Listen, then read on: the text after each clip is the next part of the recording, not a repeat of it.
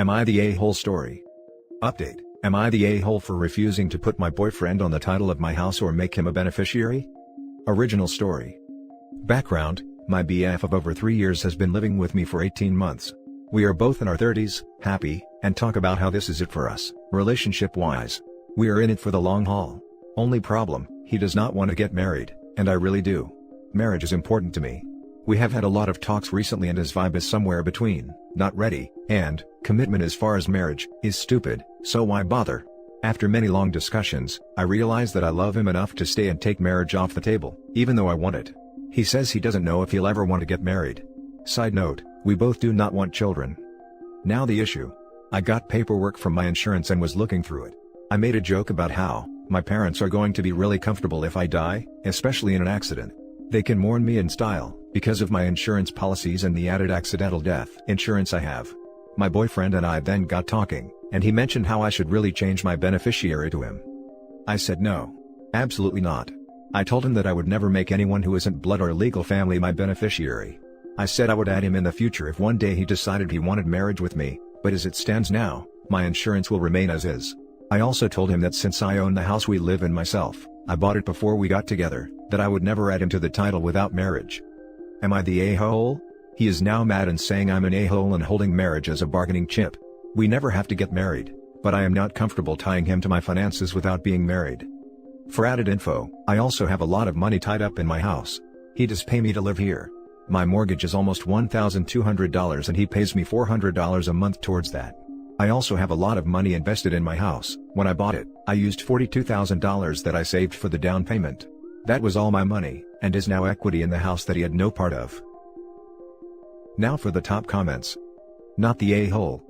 He wants to benefit from marriage, being a legal spouse, without actually getting married? Yeah, no, hard pass. And if something does happen and they break up, she could be screwed. OP is doing everything right. My mom spent years in real estate, and when my sister was getting serious with her first BF, she told both us to never buy a house with a non-spouse, or put a non-spouse on a house we owned. She saw too many chaotic situations resulting from non-married couples buying a house together / adding someone to the deed. It pretty much always ended with one of the people losing financially and the house being sold as quickly as possible, and usually for less than it was worth. Often that was because one in the couple wanted the money fast and strong-armed the other into settling for less.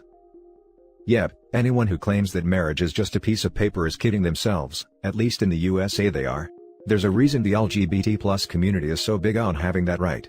It's because marriage comes with a ton of major benefits, and divorce is one of them. Yes, divorce costs money and can be quite bitter, but that's true of any breakup, and it only costs a ton if you're unable to compromise. There is a ton of legal precedents established on how to break up a married couple. There aren't any on how to break up people who are just dating, because, if you're just dating, you're not a legal entity with shared rights. You're just roommates playing house as far as the government/law is concerned. If you're going to share a life with someone and make major financial commitments together, get married. It protects you both. Exactly. If marriage is just a piece of paper, so is a title deed to a property. Not the a-hole. I don't think you are using this as a bargaining chip, but rather being cautious and smart. You guys have not been together long enough to tie your finances together. He may change his mind about marriage eventually, and you may change your mind and add him without it. Or you may not, on both counts. But right now, it's absolutely too soon. And I do agree with this. It is too soon to even talk about tying our finances to each other. When I originally talked marriage, I was hoping for an engagement in the next year and a wedding in a few years. I wasn't even wanting something soon because I think we do need more time before that happens. So, talking more about finances shouldn't be a pressing matter yet either. Now for the update. I listened to a lot of your feedback and talked to my boyfriend after my post. He seemed weird in our talk. He's been weird a lot lately, but I have been excusing it. He told me that he said to put him on as an insurance beneficiary partially as a joke, but then when I went off on my tangent, including offering up that he'll never go on my house title either, even though he never mentioned it, that he got offended and reacted poorly. He said he really did think I was going off about all that in retaliation for his no to marriage talks, so he was left with a bitter taste. Which, I get. I can be more forceful than I realize, and I am naturally passive-aggressive. He said I didn't have to put him on anything, but he needs me to understand that I am it for him. He wants to mix his life with me. Things seem to be better after this. That weekend, he asked if I wanted to go on a hike. It was peak season for the leaves changing, and there is this waterfall he suggested we go to. We get to the waterfall and he pulls an envelope out of his jacket with a tiny bow on it and says it's a present for me. I open it and it's a receipt from a jewelry store. I was confused, but I see he had the date of purchase highlighted and circled with a heart. It was early August, before the talks we had, where he said he never wanted to get married. I turn and there he is with a ring. I said yes. He said he knew I would never believe that he had the ring before all this without the receipt. That his attitude and comments when I started asking about marriage was to fool me so I didn't get suspicious, because this was the plan all along. He wanted an autumn proposal in a beautiful location since it's my favorite season. Money he has been saving after moving in with me, since I charge him a much smaller amount than he was previously paying, went to the ring. He saved money for over a year because he knew when he moved in with me, that he was going to eventually ask me to marry him. So honestly, this is the best case scenario. We talked after too. When we get married, we will add each other as beneficiaries on our insurance policies. And, we decided there's no need to put him on my title even after we get married. I really appreciate everyone's comments on that last post. I read all of them and most people were genuinely concerned and offered wonderful advice and support. Now for the top comments. Oh man, what a bumbling way to hide a proposal. This will make a great story down the line though, and I bet you two will laugh about it quite a bit. Glad it worked out. This was the plot of a Friends episode. OP is your fiancé named Chandler? We learned from Chandler that this is not how one covers an intent to propose. Anyway, congrats on actually communicating. I knew you were likely to take a wife. Congratulations, but I really wish he had realized that you can surprise someone with an engagement, without forcing them to go through the emotional toll of thinking their partner is anti-marriage. He could have told you he was open to marriage but wasn't ready yet, and still surprised you. He really created a lot of unnecessary drama and angst with his approach. My husband and I had talked about marriage well in advance of his proposal, and he told me he was waiting until after he finished grad school, which was going to be in July. He proposed that year in April, and I was completely surprised. Lying about ever wanting to get married seems insane. Now for the next story. Am I the a-hole for changing my mind about collecting child support from my ex-wife?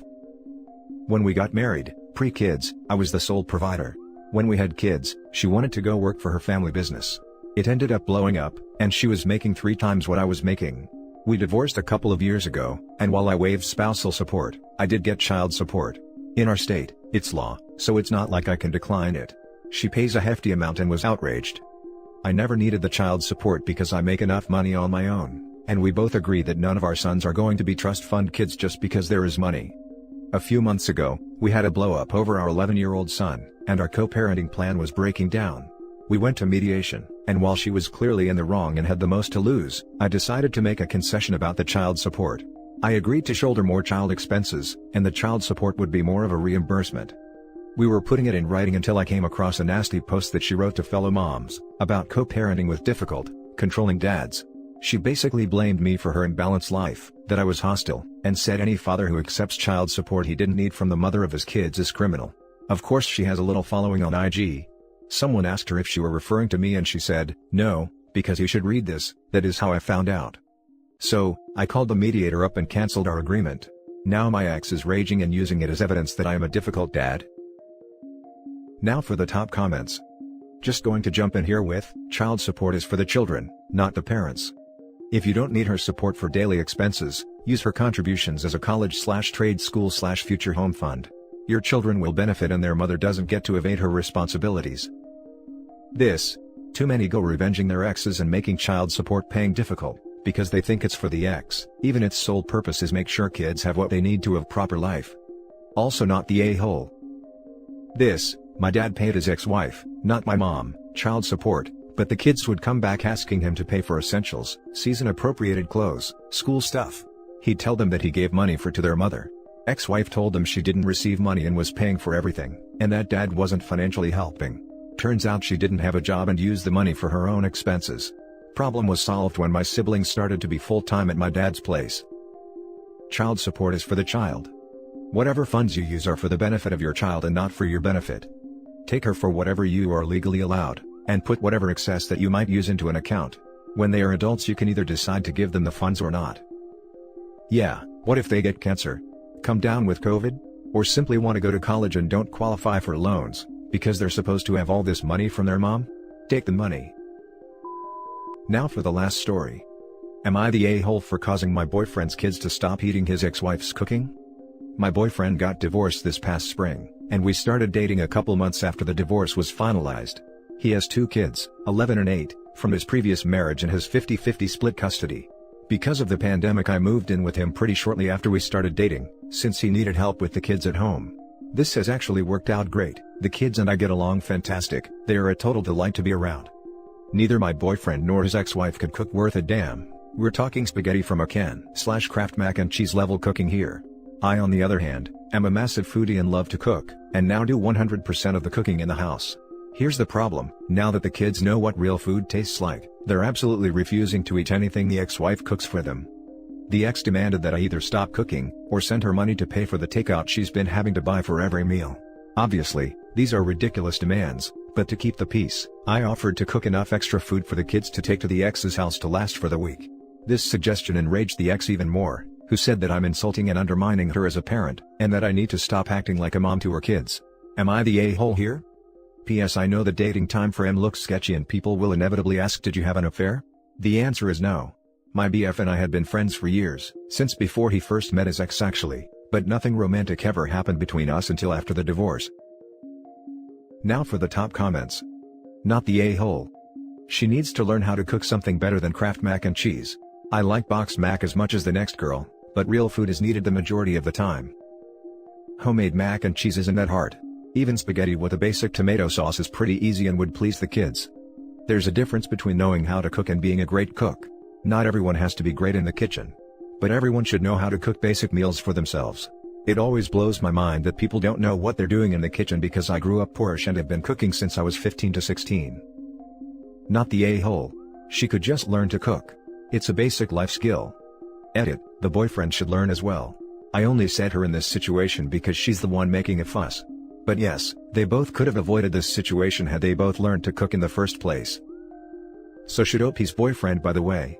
Presumably OP might not want to do 100% of the cooking forever. This might be cute for a few months during lockdown in a new relationship, but the lockdown crazies are going to fade someday. Not the a-hole. Why not start having the kids help you cook and suggest simple things to make with their mom? Homemade pizza, tacos, burgers, baked potatoes, etc., are all delicious and relatively easy to make. Not the a-hole. This is an actual constructive suggestion. And that's it for this video guys. If you have thoughts to share, leave a comment below. Don't forget to hit like and subscribe if you like this content. I'll catch you in the next one. Good day everyone.